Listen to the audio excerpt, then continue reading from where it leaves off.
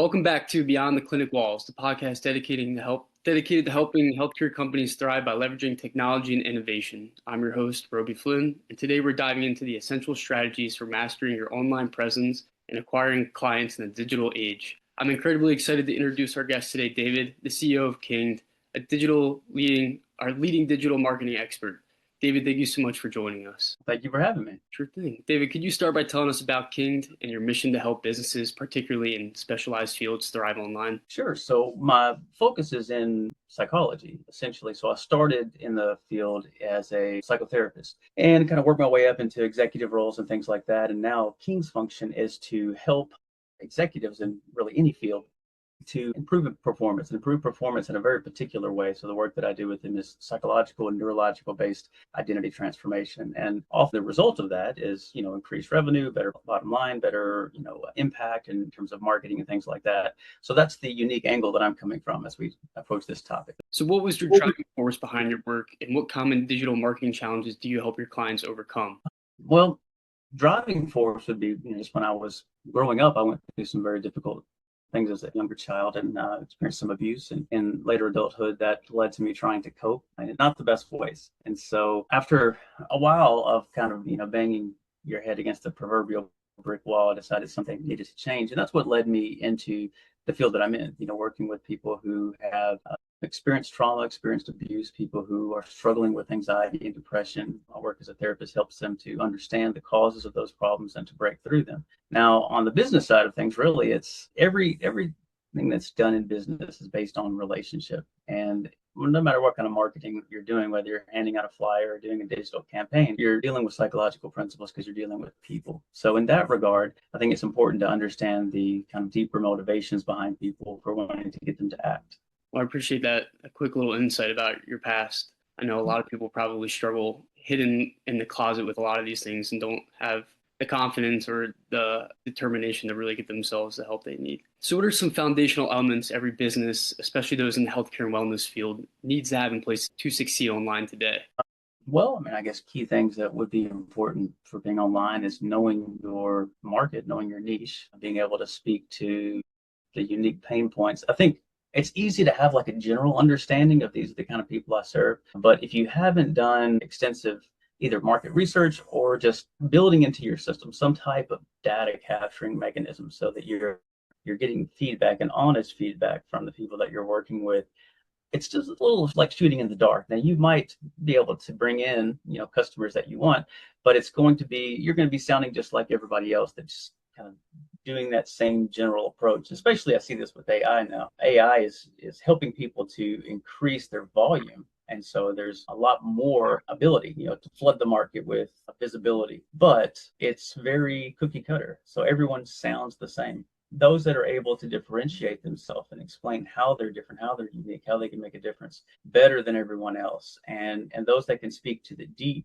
problems of their market are the ones that are going to stand out, the ones that are going to get the best growth. I would say that's foundational. Great. I appreciate the insight. So how has the client journey changed in the digital age? What steps do you see clients typically take online when they're looking for specialized healthcare wellness businesses? And how can these businesses ensure they reach and they show up at each stage? Well, it kind of depends on the client. So some clients are, what we call treatment savvy. So they've been around the block before. They know the questions to ask. They know the different provider types. They know what their insurance or self-pay, what doors that will open for them and which ones it won't. And so those are clients that their journey is usually very precise. They know exactly what they want. They know what to stay away from. And when you meet them, they're typically going to have very kind of a short list of very specific questions. And they're evaluating you just like you would evaluate them. And you either check those boxes and you get the client or you don't. And that's okay, because sometimes you may not want that person as a client. You might not be a good fit.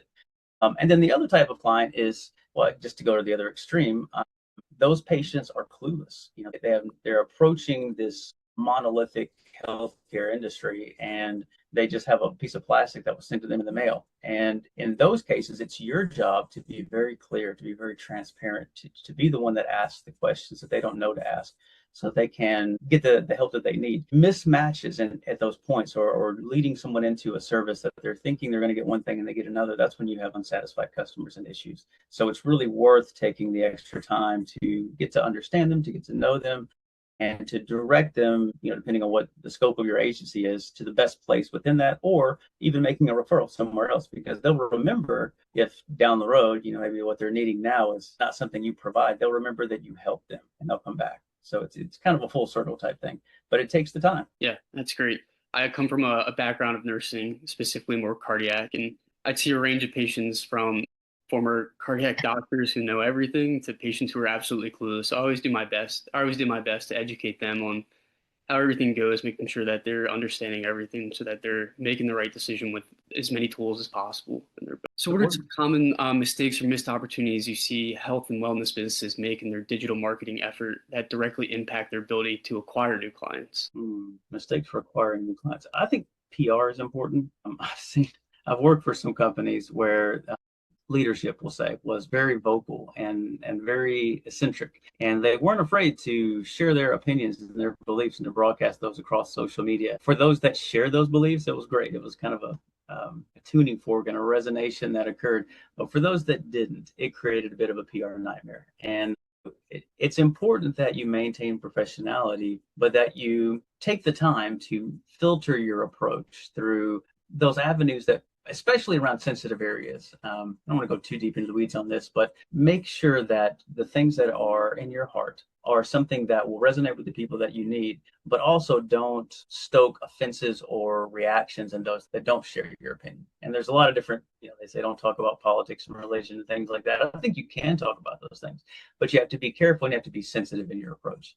That's one of the biggest mistakes that I see executives make, especially once you get a little momentum going. It's just a human nature thing. We get a little cocky and we think, well, I'm doing well. My audience is responding. I can say whatever I want to.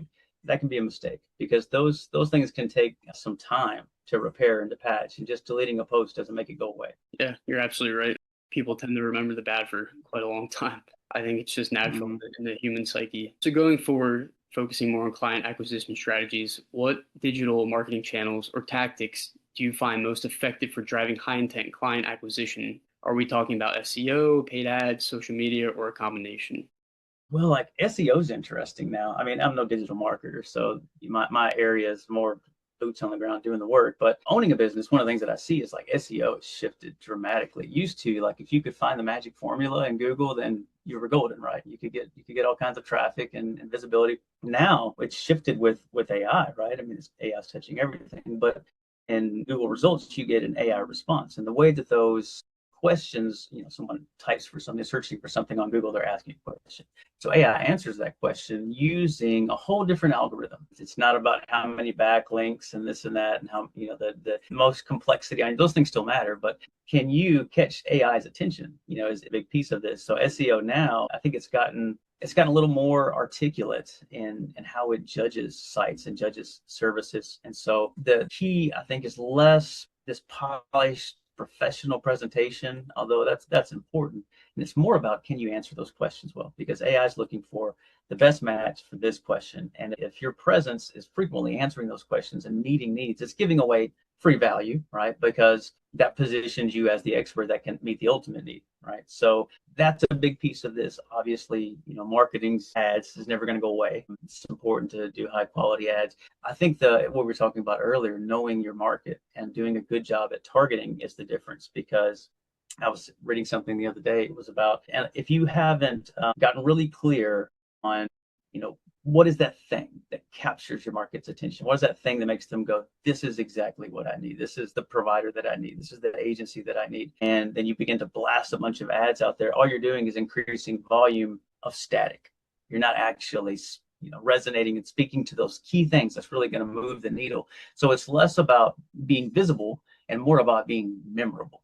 Like, someone walk away and 2 months from now, maybe they don't need what you do right away, but 2 months from now they need, or they come across somebody that needs something and they go, I remember seeing this ad from this agency and that's exactly what they do. This is what you need to call them.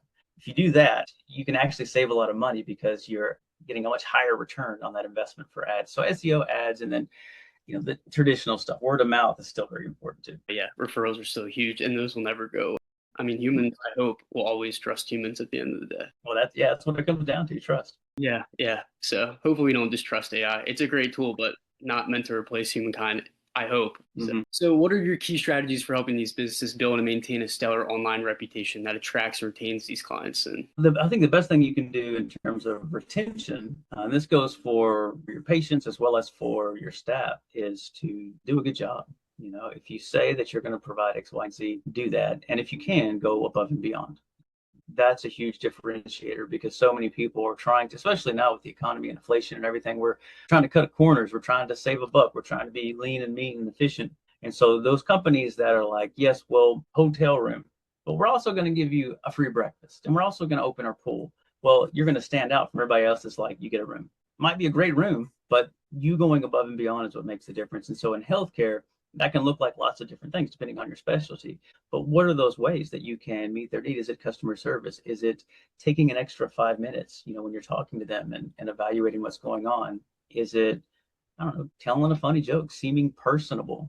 Those things are huge differentiators. I think that they're very important and they often get overlooked because they're not something that's easily quantified. You don't see that on a spreadsheet, but clients feel it. We have in our brain when someone does something to help us, especially when it's not like a transactional type thing.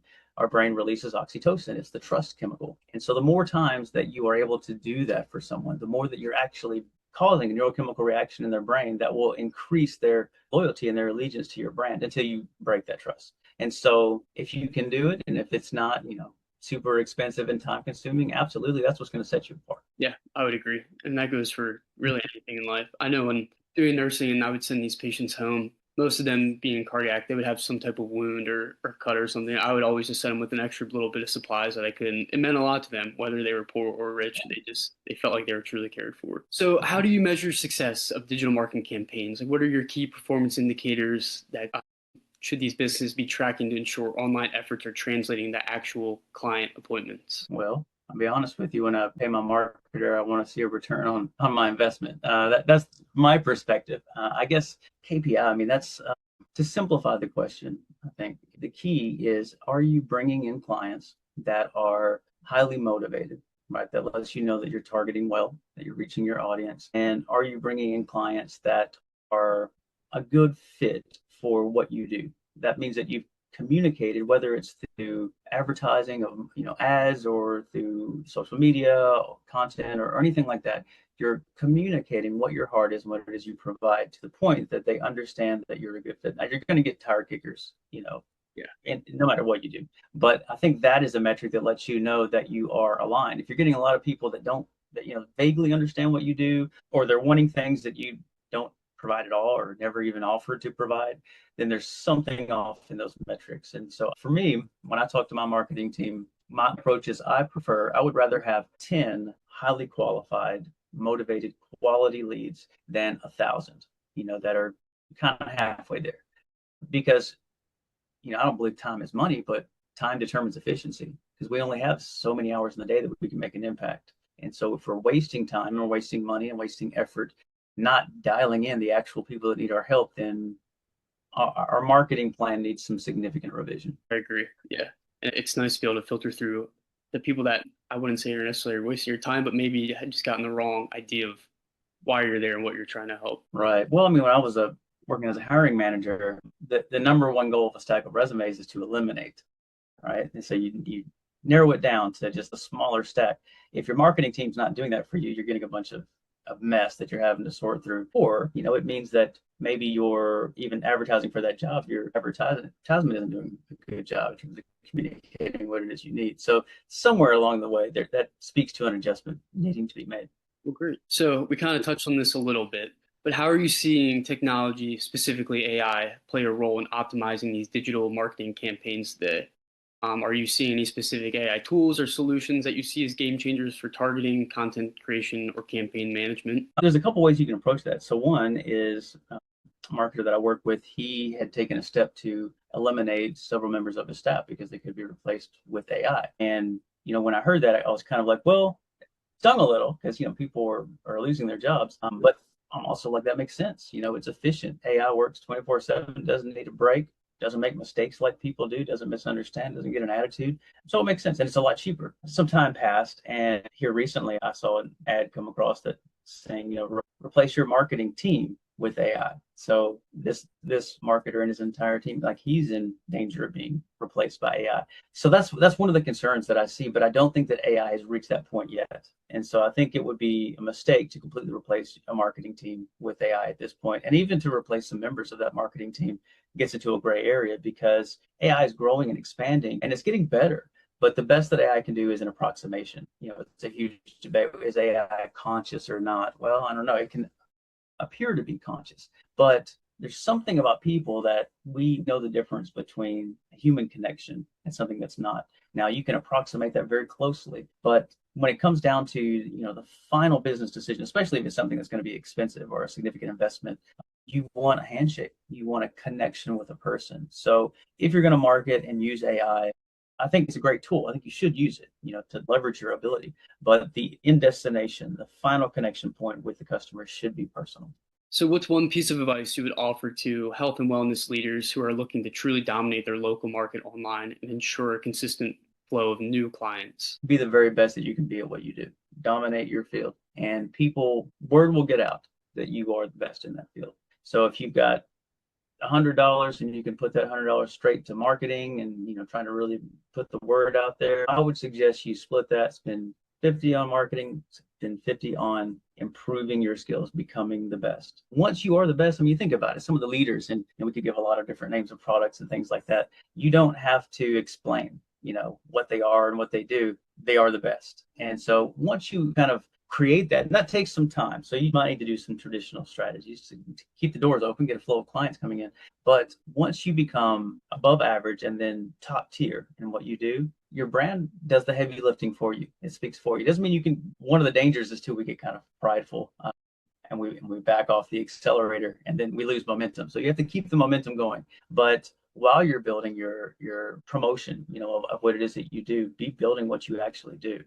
I think in the healthcare field, especially, I've been guilty of this. We tend to rest on our laurels. I've got these licenses and these accolades and these awards, and I really know everything I need to know in my field, and we kind of coast. But what that does when you coast in a race is you fall to the back, and we all need to be pushing forward. And that's a never-ending journey. We can always be better. I like it.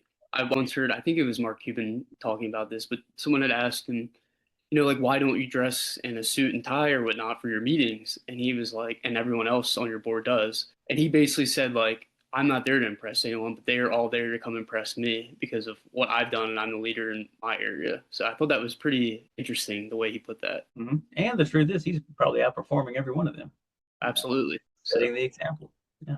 Awesome. Well, for our listeners who want to learn more about your company, Kinged, or just connect with you, where's the best place for them to do so? Best place. So I'm active across social media channels, but LinkedIn, professionals, that's obviously where my biggest audience is. So shoot me a message. I'm pretty accessible there. Also on my website, it's Kinged LLC. So KINGED LLC. Just search that on Google and you'll see it. Or the address is DK, David Kingsbury, DKKinged.com. Feel free to reach out there. There's forums where you can shoot me a message. I review all of those personally. So feel free to reach out. And if I can assist, I'm glad to help. Perfect. Thank you again, David, for your time and sharing your invaluable expertise. And I liked your psychology twist to it all as well. Appreciate it. Well, I appreciate the invite. Thank you. Absolutely. And we'll catch you guys next time on Beyond the Clinic Walls.